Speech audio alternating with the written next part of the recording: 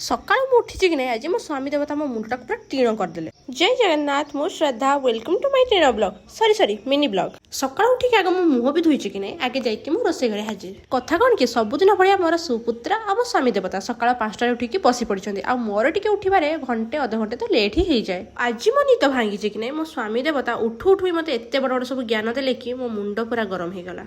Actually कथा होची मु जो छतुआटा मो पुओ पई घरे बनाए से छतुआटा सर जाइथि आ सकाळ उठिकी जेतेबे जाइछथि पुओ को खोइबे पई छतुआ देखिछन छतुआटा बा पूरा खाली आ बस यही कारण हुए आसिकी ये मत सकाळ सकाळ भाषण मारुचंदी आ मते भी राग लागला। मु भी सीधा उठी जाई कि प्रथमे किछि न करिकी जाई कि आगो छतुआ बनेली। मो पुओर भी अभ्यास सकाळ उठिला माने किछि ना किछि खाइबा ताको आगो दरकार हो छाड़ंतु से कथा।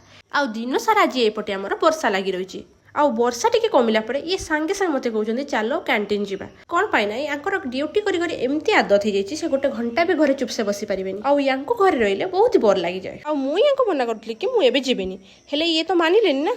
एबे देखो मु तमर पैसा सब केमती उडौछि आ मते एठी गोटे बैग पसंद आस्तिला हेले यार प्राइस अनुसार या मुह देखि ये तो सीधा सीधा मना कर देले आ मो मनटा भी टिके दुख हो गला।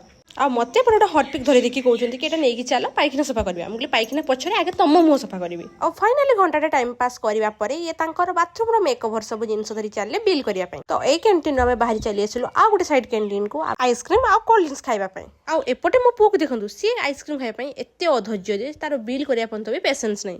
आ मु तो सब ट्राई करी आछी कि एभया सुगर जिंस मो पिला को न दबा पई हेले ता बाबा पई ए सब तो बिल्कुल संभव होई पारो। आज सकाळ मु टिके रागी जाइथिली बोली ये मते एपटे फूल देकी मनौचंती। आ जदि आपण मानको मो वीडियो भल लागुची दया करी सब्सक्राइब करिवे।